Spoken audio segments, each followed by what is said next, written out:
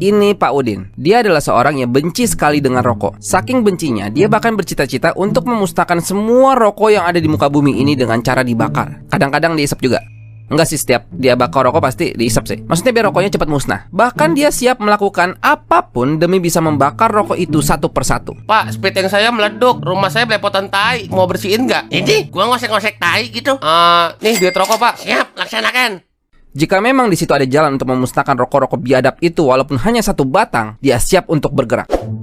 Perselisihan Pak Udin dengan rokok berawal dari waktu dia SMP. Ketika dia nongkrong bareng teman-temannya yang merokok, dia memperhatikan mereka dengan seksama. Hingga salah satu temannya berkata, "Udah nih lo cobain nih daripada mantengin doang. Anak mama lo, anak mama." Berawal dari penasaran hingga kesempatan mencobanya sendiri datang kepadanya. Namun saat dia mencobanya, ternyata apaan nih? Orang tolol mana ngisep beginian? Anjir, sakit banget dada gua. Mana pahit banget di mulut anjir. Nih. Tuh, pahit banget tuh. Gila, pahit banget. Nih. Tuh kan? Tuh, buset dah, tolol.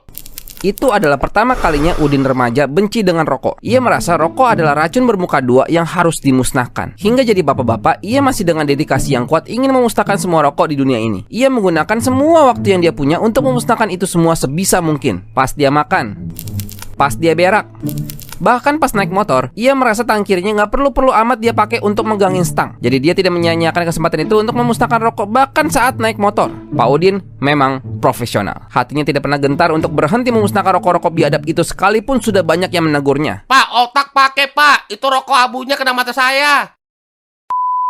Walaupun dia tidak marah, bukan berarti dia akan berhenti. Menurutnya, orang itu hanya belum tahu niat baik Pak Udin yang sedang menyelamatkan dunia ini dari kejamnya rokok. Suatu saat, dia akan berterima kasih. Kebencian terhadap rokok makin tinggi saat anaknya yang masih remaja kepergok olehnya membawa sebungkus racun bermuka dua itu di dalam tasnya. Ia marah, ia gampar anaknya. Dan yang bikin tambah marah, anaknya bilang, "Kenapa sih bapak aja boleh, kenapa aku enggak?" Anak ini belum tahu apa bedanya merokok dengan berjuang memusnahkan rokok. "Kalau mau ngebilangin aku jangan ngerokok, bapak dulu dong berhenti ngerokok, yang adil." Dengan kebijaksanaan Pak Udin sebagai seorang bapak, ia kemudian melakukan ini kepada anaknya. "Anak gua, ngejawab aja lu." Itu, dia. Sungguh ia layak menjadi suri tauladan keluarganya. Dedikasinya itu diuji ketika keterpurukan menimpanya. Boro-boro beli rokok untuk memusnahkannya dan menyelamatkan dunia. Bahkan untuk makan aja nggak ada buat dia dan keluarganya. Ia mulai berpikir ulang. Apakah dia harus berhenti memperjuangkan itu dan memulai kehidupan baru? Ini gara-gara lo. Udah dibilang duit tuh simpen. Ini mah rokok lagi. Dulu gue colok pakai rokok. Sebesar apapun usahanya, seberat apapun tantangannya, tetap tidak ada satupun orang yang menghargai perjuangannya. Dan dari situlah ia mulai merelakan apa yang selama ini dia perjuangkan dan memulai kehidupan barunya. Dan siapa sangka, tidak perlu waktu lama dari dia berhenti berjuang. Di saat paling tepat, di saat keluarganya tidak punya uang untuk makan, tiba-tiba rezeki datang menghampirinya. "Saya kemarin ada utang 1 juta nih, Pak. Nih, Pak, lunas ya." Apakah ini sebuah tanda bahwa perjuangannya selama ini memang sudah selesai dan merelakan hal tersebut adalah pilihan yang tepat? Dengan uang 1 juta yang ia miliki sekarang, ia pergi membeli 5 slop rokok.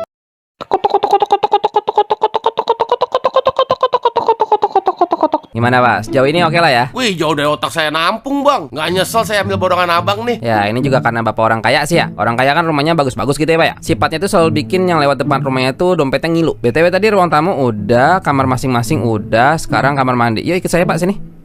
Nah ini kamar mandinya nih Pak, udah lengkap semua, udah ada sini. Ini udah ada meja, bangku juga ya, mikrofon sama headphone juga udah. Kamera 3 set udah ready juga, tinggal pakai. Terus Bang, bentar Bang. Saya izin nanya nih Bang. Ini buat apa ya Bang? Apaan? Ini? Ya buat apa lagi Pak, masa masih nanya? Enggak, ini udah kayak perlengkapan podcast anjir. Ya emang buat podcast Pak, gimana? Lah, buat apaan Bang? Lah ya buat podcast Pak. Ya buat apaan podcast di kamar mandi Bang? Lah nggak tahu, jangan tanya saya Pak. Tanya sama cewek no, tuh bini bapak tuh. Dengar-dengar katanya dolar naik lagi ya? Alah, pusing-pusing. Emang lu belanja pakai dolar lu? Bentar. Sound effect mana sound effect? Oh, jadi itu kenapa cewek lama di kamar mandi? Ini juga udah kita siapin semua nih Pak, udah lengkap semua. Ada kompor, panci, bakal ngaduk-ngaduk. Kulkas juga udah yang paling canggih nih Pak, bisa diajak ngobrol nih. Bang, saya izin nanya nih ya Bang ya. Kalau ini buat apa nih Bang? Lah ya menurut Bapak aja buat apa? Saya ngerti, tapi nggak mungkin ada orang mau masuk ke kamar mandi dong. Lah bukan masak Pak, live cooking show. Jadi challenge hari ini guys, kita bakal bikin mie level 3 pakai 1 tangan sambil eksfoliasi. Kalau suka jangan lupa like, subscribe, tag kucing segala macam. Bukan nggak boleh Bang, tapi kenapa masih di kamar mandi? Nah itu jangan tanya saya Pak, Pak, seandainya saya cewek udah saya kasih tahu Pak. Ya enggak, kan ceritanya bisa gitu di tempat lain. Ngapa mesti di kamar mandi? Nggak tahu Bapak, katanya mah lebih nyaman di kamar mandi gitu. Ya udah, terus itu buat apa lagi tuh? Ngapain ada WC dalam lagi? Jelas-jelas tempat bokernya udah di situ tuh, di luar. Oh, ini bukan WC dalam Pak, ini ruang interview kerja. Oke, pertanyaan selanjutnya. Kenapa Mbak mau bekerja di sini? Soalnya teman dari temannya bapak saya manajer sini, Pak. Oke, Senin udah bisa kerja ya. Bang, ini mohon maaf Bang, saya izin nanya Bang, manusia bangsa mana interview kerja di kamar mandi Bang? Sekali lagi dengan segala ketulusan hati Pak, itu jangan tanya saya Pak, saya bukan cewek. Bang, mau tanya, kalau bioskop lewat mana, Bang? Itu Mbak masuk lubang WC yang kanan, ntar nyungsep belok kiri. Iya, makasih Bang, mau nonton rajin saya. Bang, ini kamar mandi apa planet bumi? Abis ini terus apa lagi? Wah, sekalian bikin kelas Zumba aja kali. Lah ono?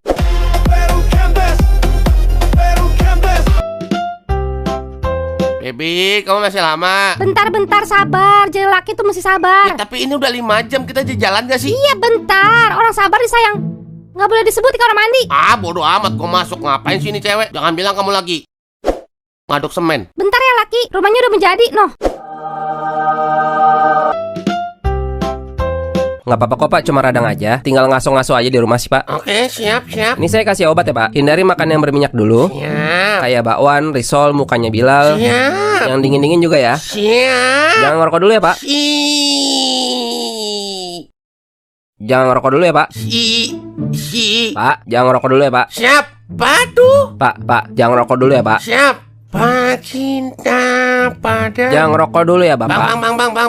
Bang. Kayaknya kita nggak usah panjang-panjang deh Bang. Maksudnya, emang rokok salah apa Bang? Ya, rokok tuh gimana ya? Ini sih basic banget ya Pak ya. Kayak semua orang tuh tahu gitu, rokok tuh nggak baik, apalagi kalau lagi radang gitu kan Pak. Walah, bakal saya di kampung 80 tahun ngerokok masih nyangkul. Enggak, gini Pak. Aduh, ini udah sering banget lagi. Kalau kita nyontoh dari orang kan gak ada habisnya Pak. Saya juga punya tetangga tenggorokannya berlubang karena rokok. Kan Bapak lagi sakit nih, jadi kita ngeliat mana yang sehat buat Bapak gitu. Walah, bule saya gak ngerokok tiap hari makan buah-buahan yang sehat dan bergizi, umur 30 mati. Matinya ngapa itu? Ditabrak mobil. Ya udah, saya emang ngebilangin doang deh Pak. Kalau nggak percaya ya udah. Rokok tuh nggak ada manfaatnya Pak. Lah Bang, rokok itu ngebantu perekonomian, tahu nggak? Aduh, udah sering. Saya memang orang kecil, tapi seenggaknya saya berkontribusi untuk memajukan perekonomian negeri Kotok dengan cara merokok. Kenapa sih kalian semua tuh alasannya sama gitu? Lihat no, gedung-gedung tinggi di kota. Di tiap corannya, di tiap pondasinya, pasti minimal ada satu puntung rokok di situ. Itu yang bikin mereka berdiri kokoh. Itu iya, tapi bukan alasan Bapak. Abang tahu nggak penyakit nomor 1 di negeri Kotok tuh penyebabnya apa? Iya tahu, pasti Bapak pengen ngomong Nomor gula. 1 karena gula.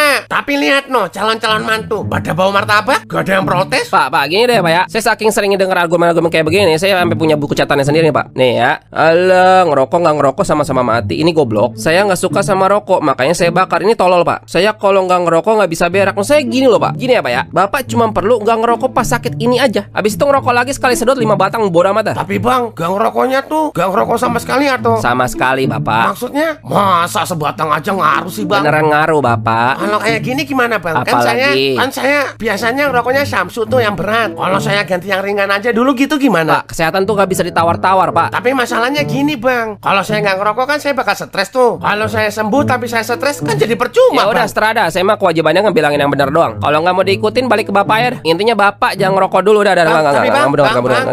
Bang, dengar dulu bang. Ya udah saya nggak ngerokok dulu dah. Nah, gitu kan enak. Saya ganti vape dulu aja. Bodoh amat, selalu aja.